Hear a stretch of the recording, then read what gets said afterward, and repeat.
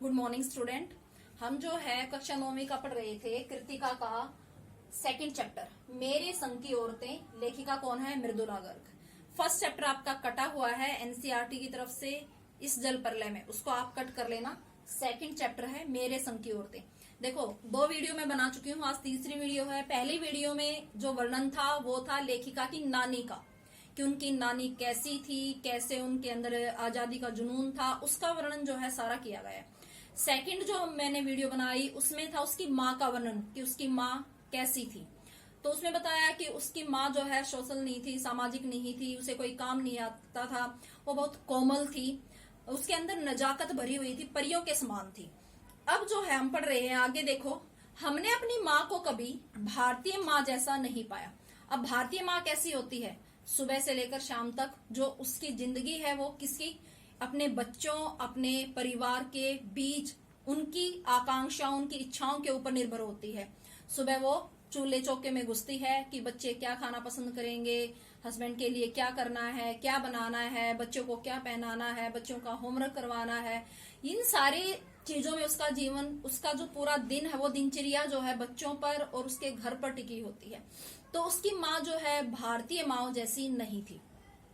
न उन्होंने कभी हमें लाड़ किया, जैसे माँ जो है अपने बच्चे को लाड़ प्यार करती है, तो इस तरह से ना कभी लाड़ प्यार किया, न हमारे लिए खाना पकाया, न अच्छी पत्नी बहू होने की सीख दी। जो आमतौर पर माए हैं वो अपनी बेटियों को सीख देती हैं कि आपको किस तरह से चलना है, उठना है, बैठना है, किस तरह से बड़ों का मान सम्मान करना है। ये चीजें हम जब छोटे होते हैं तभी से सिखाई जाने लग जाती हैं। आपने देखा होगा कि परिवार में सब खाना खा रहे हैं तो बेटी को कहा जाता है कि जा खड़े होकर चपाती लेकर आ। बेटे को कभी नहीं कहा जाता। बेटी को खाना परोसने के लिए कहा जाता है। क्यों? क्योंकि ये कहा जाता है कि बेटी क्या है? पराया धन, आगे जाकर उससे ससुराल वालों की सेवा करनी है। तो उसको वहां पर दिखाना है कि उसके अंदर कौन कौन से संस्कार उसकी माँ ने दिए हैं। तो उसकी माँ जो है ऐसी नहीं थी भारतीय महिलाओं जैसी। तो ना वो खुद थी, ना कभी उसने अपने बच्चों को ये सीख दी, ना कभी भारतीय माओं की तरह जो है लाड़ प्यार किया। कुछ अपनी बीमारी के चलते भी वे घर बार नहीं संभाल पाती थी, बीमार रहती थी, तो इस कारण से भी वो घर परिवार में ज्यादा नहीं घुल पाती थी। पर उनमें ज्यादा हाथ उनकी अरुचि का था। आ प्लस में रुचि, आ क्या है? उपसर्ग, रुचि क्या हो गया? मूल शब्द।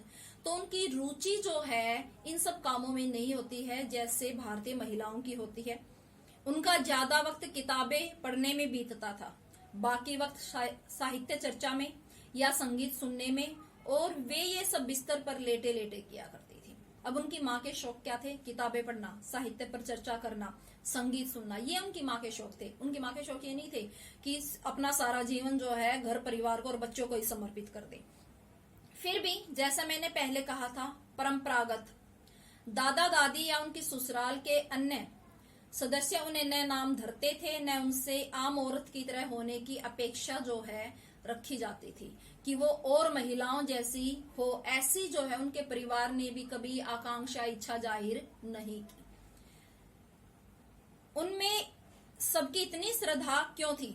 अब देखो लेखिका क्वेश्चन पुट करती है कि आमतौर पर घरों में ऐसा नहीं होता। भारतीय परिवारों में अगर महिला ऐसी नहीं है तो उसके ऊपर जो है क्वेश्चन मार्क लगाया जाता है, लेकिन इनके परिवार में इनकी माँ के बारे में कभी भी कुछ नहीं कहा गया है। लेखिका खुद क्वेश्चन करती है कि क्यों जो है इतना मेरी माँ को मान और सम्मान क्यों दिया गया, क्या कारण था, जबकि वह पत्नी, माँ और बहू के किसी प्रचारित, पर प्लस में चारित, प्र क्या हो जाएगा यहाँ? उपसर्ग, चार प्लस में इत, दोनों जो है उपसर्ग और प्रत्यय दोनों शब्द हैं इसके अंदर, कर्तव्य का पालन नहीं करती थी। साहबी खानदान के रोब के अलावा मेरी समझ में 2 कारण आए हैं। देखो पीछे भी इसने बताए हैं कि 2 कारण क्या थे। एक तो उनके नाना का रोब उनके परिवार के ऊपर, दूसरा क्या था कि उनकी माँ निष्पक्ष थी। उनकी माँ जो है घरेलू न होते हुए भी निष्पक्षता के साथ, पीछे इसने दिया था ईमानदार थी।